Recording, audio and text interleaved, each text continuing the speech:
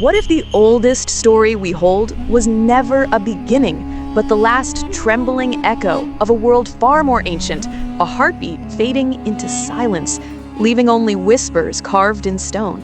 Beneath the burning deserts of southern Iraq, where the wind carries grains of forgotten time, lie fragments of clay pressed by hands 5,000 years ago. Each wedge, each mark, was a heartbeat of a civilization that seemed to appear not in infancy, but in full bloom. When archaeologists uncovered the ruins of Uruk, they did not find crude beginnings. They discovered city walls that stretched 6 miles, temples aligned with the stars, and libraries containing tens of thousands of tablets. The Sumerians, the people who gave us writing, law, mathematics, and myth, emerged with a sophistication that defies the rhythm of history. Their cuneiform script recorded hymns, contracts, medicine, and even the movements of Venus and Jupiter. Their ziggurats rose like stairways to the heavens. Their mathematics divided circles into 360 degrees, their hours into 60 minutes. They spoke of gods who descended from the sky, of floods that erased worlds before theirs, of kings who ruled for tens of thousands of years. And here is the mystery. Civilizations are supposed to grow slowly, one step at a time. Yet the Sumerians complicate that rhythm. Their tablets do not show trial and error, they show refinement, as if they were not inventing civilization, but remembering it. And before we journey deeper into this forgotten world, let me ask you, if these echoes of the past stir your curiosity, if you feel the awe of standing at the edge of humanity's first great mystery, then like this video, share it with fellow seekers, and subscribe. Because together we will uncover the whispers of clay, the voices of gods, and the rhythm of a civilization that still shapes our time. The Sumerians spoke of kingship lowered from heaven. They recorded floods that reset time. They aligned their temples with the stars, as if the cosmos itself was their teacher. Their myths echo across continents: Egypt, India, Mesoamerica, always the same pattern: divine rulers, catastrophe, rebirth. So tonight, we walk among the ruins of Ur, Eridu, and Nippur. We trace the fingerprints pressed into clay 6,000 years ago. We listen to the silence between the lines, heavy with memory. And we ask, were the Sumerians the first? Or were they remembering something far older? This is not just history. This is the story of remembrance, of echoes carried across time. And as the desert wind passes over Uruk, you can almost hear the first line of our forgotten story. Soft, unfinished, waiting to be heard again. Every great civilization begins with a seed. But in Mesopotamia, the seed grew into something far larger than anyone expected. Long before the word Sumer was ever spoken, the fertile plains between the Tigris and Euphrates cradled small farming villages. This was the Obaid period, around 5000 BCE. Families raised walls of sun-baked mud brick, sowed barley in the dark soil, and carved irrigation channels to tame the restless rivers. Their lives were humble, yet their hands were already shaping the foundations of something extraordinary. Then, around 4100 BCE, the rhythm of life quickened. Villages swelled into towns, towns into cities. This was the Uruk period, named for Uruk, one of humanity's first true urban centers. Here, temples rose like mountains of clay above the plains, and the world's first writing system began to breathe. On tablets of earth, grain rations, trade agreements, and offerings to the gods were etched. Humanity had crossed a threshold. Memory no longer lived only in stories whispered by firelight. It was pressed into clay, eternal. By 2900 BCE, the early dynastic age had dawned. City-states, Ur, Eridu, Lagash, Kish, stood as rivals, each with its own ruler, its own patron deity. its own walls stretching across the horizon. Kingship was not imagined as a human invention, but as a gift bestowed from heaven. To rule was to bear divine authority, a mandate written in the stars. And yet, beneath this rise of kings and temples, the Sumerians carried a peculiar awareness. They did not call themselves inventors. They called themselves restorers. One tablet from Berlin speaks of a temple built as the restoration of what was before. Restoration, a word that breathes of memory, not invention. Archaeologists at Eridu, the city remembered as the first, uncovered layer upon layer of temples, each built atop the last, stretching back nearly 8,000 years. Each new shrine was slightly smaller than the one before, as though echoing the slow contraction of time itself. Beneath the ruins lay treasures from distant lands, stones from far-off mountains, shells from the Indian Ocean. Even in their beginnings, the Sumerians were already bound to worlds beyond their own. Their rise was not sudden, though it seemed so to later eyes. To those who looked back, the Sumerians appeared fully formed. Canals and temples, mathematics and astronomy, law and myth, all at once. But in truth, their civilization was the flowering of centuries unseen, the culmination of countless hands, shaping clay, carving canals, and gazing at the stars. And yet, the mystery remains. Why here? Why then? Why did the world's first great cities rise in Mesopotamia, while other regions remained scattered in tribes? Was it the rivers, the fertile soil, the trade routes? Or was it something deeper, a memory carried forward, a blueprint rediscovered? The origins of Sumer are not just the origins of a people. They are the origins of civilization itself. And as we step into their world, we begin to see not only how they lived, but how they remembered. Civilizations rise and crumble, yet memory is fragile. It drifts like smoke. It erodes like stone, vanishing with the bones of empires. But the Sumerians discovered a way to bind memory to matter, to trap time itself in clay, and hold eternity in their hands. In Uruk, around 3600 BCE, a scribe pressed the first wedge into wet earth. What began as humble marks to tally grain and livestock transformed into something far greater. Cuneiform, the world's first true writing system. Triangles, strokes, and cuts arranged not merely to count, but to capture sound, symbol, and meaning. The architecture of thought itself. Imagine cradling one of those tablets, still warm from the kiln. The wedge-shaped impressions pulse with the touch of a hand that lived before every empire we know. Contracts, hymns, laws, medicine, astronomy, all pressed into clay. The Sumerians did not write solely for beauty. They wrote to preserve the scaffolding of their world. And here lies the enigma. Their writing does not stumble like a first attempt. It arrives already refined, already geometric, already whole. No hesitant scratches, no clumsy beginnings. Instead, a language fully formed, a system of meaning carved from silence. How did they leap so swiftly from wordless breath to script? Were they inventors, or were they remembering? Their tablets whisper of Venus, Jupiter, and Mars, charted with a precision that defies chance. One tablet records the phases of Venus with an accuracy only confirmed millennia later by telescopes. Another describes eclipses, the Earth's shadow devouring the moon. Did they truly measure these cycles themselves? Or were they transcribing wisdom carried from an older age, a forgotten dawn?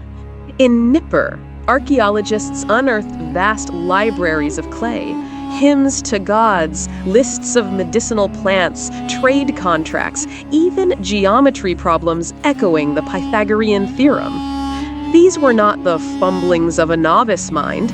They were the remnants of a civilization already steeped in knowledge, already refined, already reaching for the stars. And yet, the silence between the lines feels heavy, as if the scribes themselves were not inventing, but preserving.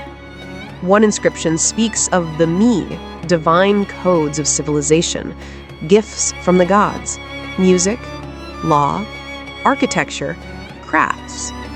To the Sumerians, knowledge was not a human achievement. It was an inheritance.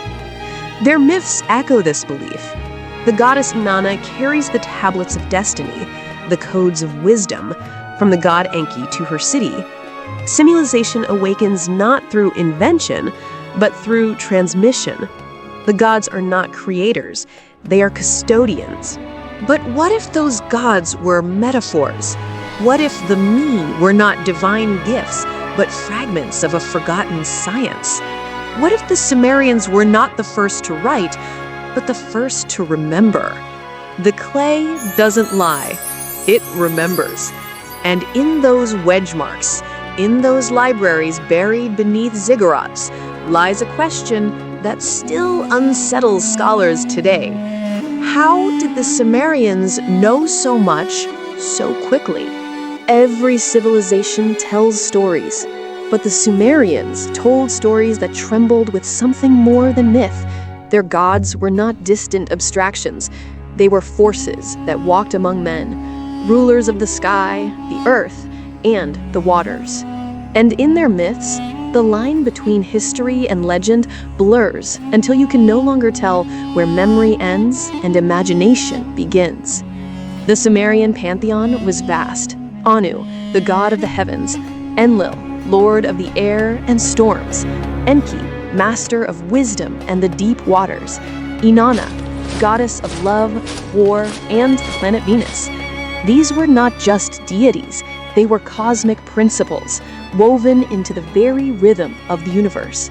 Their temples, the ziggurats, rose like stairways to the heavens, each one aligned with celestial points, as if the gods themselves were written in the stars.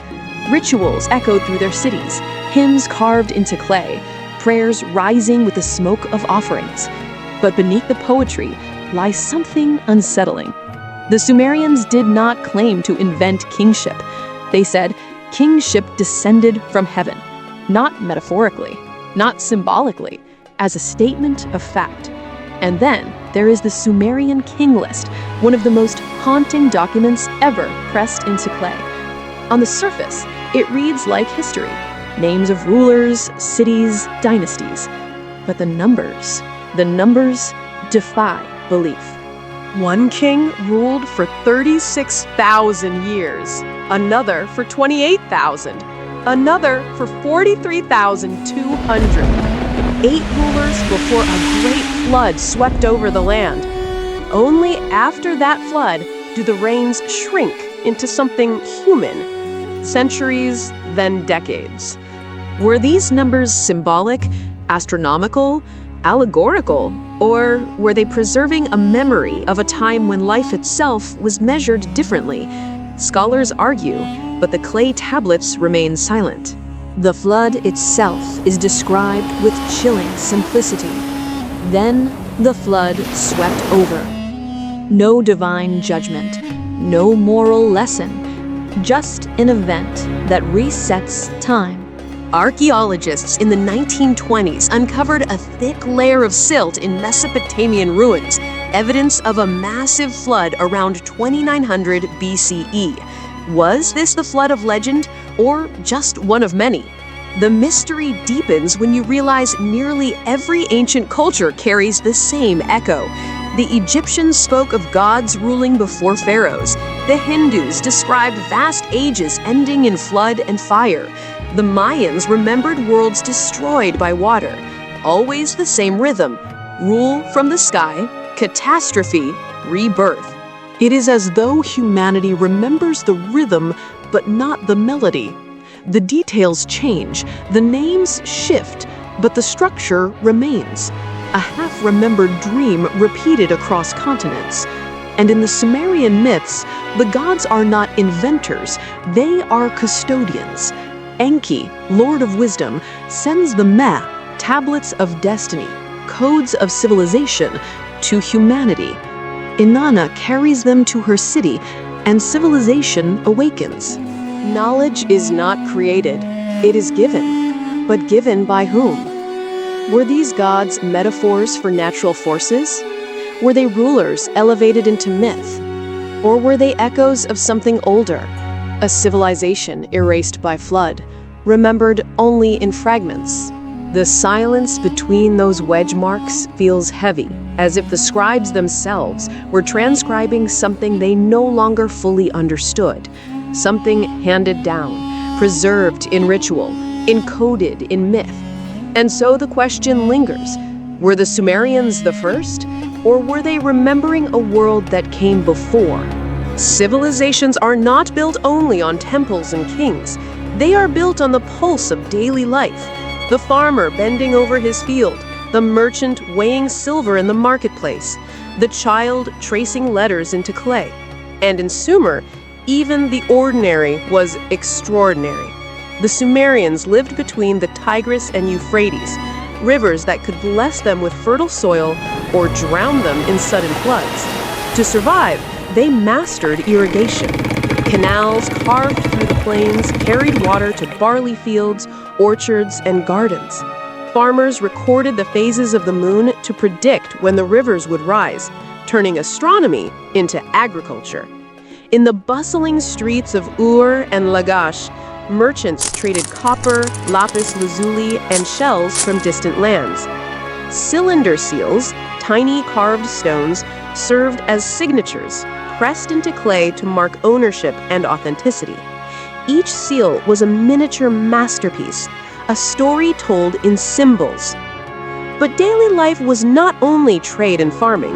The Sumerians cataloged over 200 medicinal plants, recording symptoms and treatments on clay tablets. Physicians mixed sulfur, copper, and oils in rituals that resembled primitive chemistry. Was this medicine born from trial and error, or was it inherited knowledge, remembered from an older age? Their homes were built of mud brick, their streets alive with music and festivals. Harps and drums echoed through the city squares, hymns rising to the gods. Children learned to write by copying signs into clay, their small hands preserving the rhythm of civilization. And yet, even in these ordinary details, mystery lingers. Why did their mathematics, based on 60, appear so suddenly, so refined? Why did their art follow harmonic ratios, their statues carved with proportions that would later inspire the Greeks? Why did their temples align so perfectly with celestial points, as if daily life itself was measured against the stars? The Sumerians did not separate science from ritual or work from worship. To them, farming was astronomy, medicine was divinity, and trade was mathematics. Every act of daily life was woven into the cosmic order. And so the question grows, were these ordinary people inventing civilization? Or were they living inside a memory, repeating patterns handed down from a world long forgotten? Civilizations rise on stone and soil, but the Sumerians built theirs on numbers. Numbers that still echo in the way we measure time, the way we divide the heavens, the way we live every single day. Their mathematics was not based on 10, like ours, but on 60. 60 minutes in an hour. 60 seconds in a minute. 360 degrees in a circle. Even now, thousands of years later, our clocks and compasses still whisper the logic of Sumer. But here is the mystery. Why 60? Why not 10 or 12 or some simpler measure? The Sumerians seemed obsessed with this number, weaving it into every calculation, every temple, every star chart. Was it chosen for convenience, or was it inherited from something older, a system already refined before their time? Their tablets reveal geometry problems that anticipate the Pythagorean theorem centuries before Greece. Their architects calculated volumes, slopes, and weight distribution with eerie precision. Ziggurats rose not as piles of brick, but as structures aligned with the cosmos, their corners facing cardinal directions, their stairways echoing celestial paths. And then there is their astronomy. The Sumerians tracked the movements of the moon, Venus, Jupiter, and Mars. They recorded eclipses, solstices, and equinoxes. Some tablets list the cycle of Venus, approximately 584 days, with an error margin of less than a single day. How could they know this without telescopes, without centuries of continuous observation? Did they measure the heavens themselves, patiently watching the stars for generations? Or were they transcribing knowledge handed down from a forgotten epoch? Their myths blur the line between science and divinity. Inanna, goddess of Venus, descends into the underworld and rises again, mirroring the planet's disappearance and reappearance in the sky. Nana, the moon god, governs cycles of time. The 7 great gods correspond to the 7 classical planets.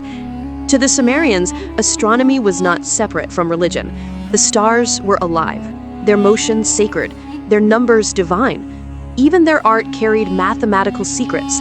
Statues followed harmonic ratios, temples were built on right-angle proportions, and music echoed with frequencies that mirrored cosmic order. Beauty itself was measured, structured, calculated. And so the question lingers. How did a civilization born from mud and reeds hold such refined knowledge of mathematics and the cosmos? Was this the genius of human observation, or the residue of a forgotten science, remembered in fragments, encoded in myth? Every time we look at a clock, every time we divide a circle, every time we measure the heavens, we are repeating the logic of Sumer. Their numbers still live in us. Their geometry still shapes our world.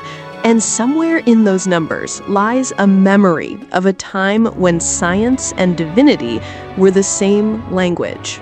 Civilizations speak not only through words, but through stone, clay, and form.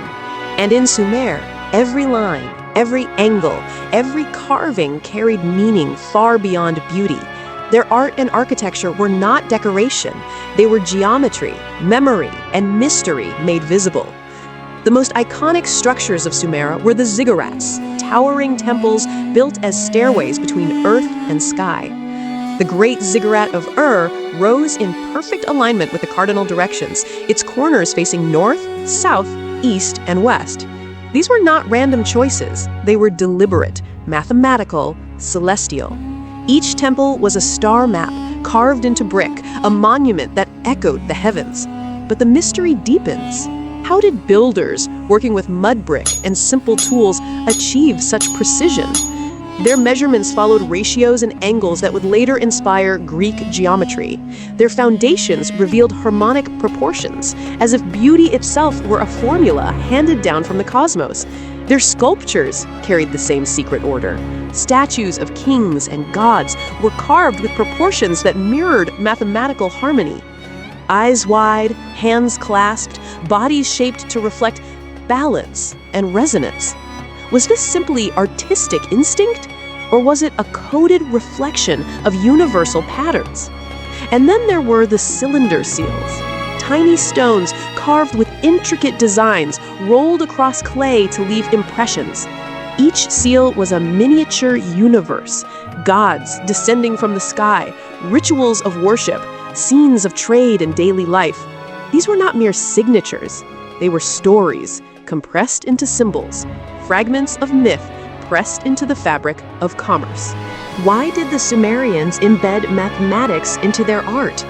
Why did their temples align with stars, their statues follow ratios, their seals encode myths? Was this simply the genius of human creativity? Or was it the echo of a blueprint remembered from an older world? In Sumer, art was not separate from science. Architecture was not separate from astronomy. Every brick, every carving, every seal was a whisper of cosmic order. And as we walk among their ruins, we begin to see that beauty itself was their language of remembrance. Civilizations vanish, but their shadows remain. And the shadow of Sumer is so vast that we still live inside it. Every time we tell time, every time we measure, every time we write, we are repeating the logic of a world that crumbled thousands of years ago. When Sumer fell, its knowledge did not die. It flowed into the empires that followed: Akkad, Babylon, Assyria, each one building upon the foundations laid in clay. The Code of Ur-Nammu, one of the earliest known law codes, became the ancestor of Hammurabi's famous laws. The Sumerian gods were absorbed into Babylonian myths, their names shifting, but their essence enduring. Their mathematics shaped the calendars of Babylon, the astronomy of Assyria, and eventually the geometry of Greece. The sexagesimal system, base 60, became the backbone of astronomy, navigation, and timekeeping. Even today, when we glance at a clock or chart the stars, we are whispering the numbers of Sumer. Their myths traveled too. The flood story of the Sumerian King List became the flood of Gilgamesh, then echoed in the Hebrew Bible, the Hindu Puranas, and the Mayan codices. Always the same rhythm: divine rulers, catastrophe, rebirth. Was this coincidence, or was it memory, carried across continents like drifting silt? And here lies the awe. The Sumerians were not just the first civilization, they were the blueprint. Their systems of law, writing, trade, and science became the scaffolding upon which later empires rose. Yet even as their names faded, their fingerprints remained pressed into the clay of history. Walk into any museum today, and you will see their tablets glowing under glass. But look closer at the way we divide time, at the way we measure space, at the myths we still tell, and you realize the Sumerians are not gone. They are still here, hidden in the rhythm of our world. Perhaps civilization does not begin when we invent knowledge. Perhaps it begins when we remember it. And if Sumer was remembering, then what forgotten world are we still echoing today? History prefers certainty. It prefers neat timelines, gradual progress, and inventions stacked one upon another. But the Sumerians refuse to fit inside that rhythm. Their story is filled with fractures, impossibilities, and whispers that make the air around their tablets feel heavier. The Sumerian King List remains one of the most unsettling artifacts ever uncovered. 8 rulers before the flood, each reigning for tens of thousands of years. Were these numbers symbolic, astronomical, encoded in cycles of the heavens? Or were they preserving a memory of something we can no longer imagine, a time when life itself was measured differently? The flood itself haunts their records. Quote, "Then the flood swept over. No explanation, no divine judgment, just an event that resets time." Archaeologists found thick layers of silt in Mesopotamian ruins, evidence of massive floods around 2900 BCE. But the mystery deepens when we realize nearly every ancient culture carries the same echo. Egypt, India, Mesoamerica all remember divine rulers, catastrophe, rebirth. Always the same rhythm, always the same silence between the lines. And then there are the fragments that resist explanation. Rock crystal lenses found in Mesopotamian sites, ornaments or tools of observation, tablets describing mixtures of minerals and metals that resemble primitive chemistry, geometry problems anticipating the Pythagorean theorem. Was this coincidence or inheritance? Some scholars whisper of a forgotten epoch, a civilization erased by flood and time, whose memory survived only in fragments.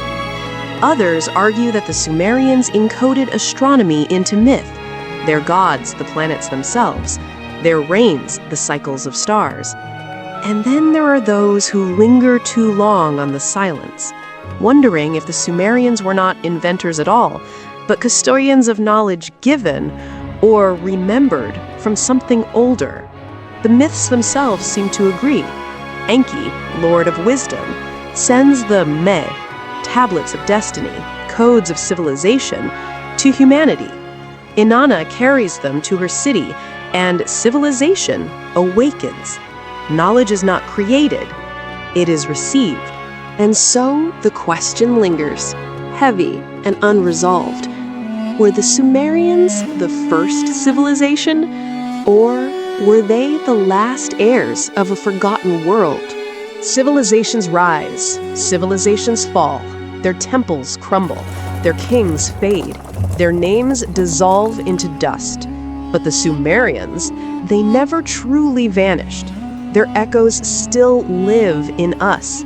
Every time we tell time, every time we divide a circle, every time we measure the heavens, we are repeating the logic of a world that began 5,000 years ago.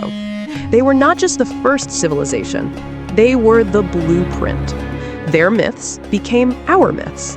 Their mathematics became our mathematics. Their floods became our floods. And their memory, pressed into clay, became the foundation of history itself. But the silence between their lines still trembles with mystery. Were they inventors, or were they remembering? Were their gods metaphors, or custodians of forgotten science? Was kingship truly lowered from heaven, or was it the echo of a world erased by flood and time? And if this journey through the ruins of Sumer has stirred your curiosity, if you feel the awe of standing at the edge of humanity's first great mystery, then do not let the echo fade. Like this video, share it with fellow seekers, and subscribe to this channel. Because together, we will keep listening to the whispers of clay, the voices of gods, and the rhythm of civilizations that still shape our world. And we will continue to decode the mysteries of history. As the desert wind passes over the ruins of Uruk, carrying grains of ancient dust into another millennium, you can almost hear the first line of our forgotten story. Soft, unfinished, waiting to be heard again. Perhaps civilization does not begin when we invent knowledge. Perhaps it begins when we remember it. And if the Sumerians were remembering, then maybe we are too.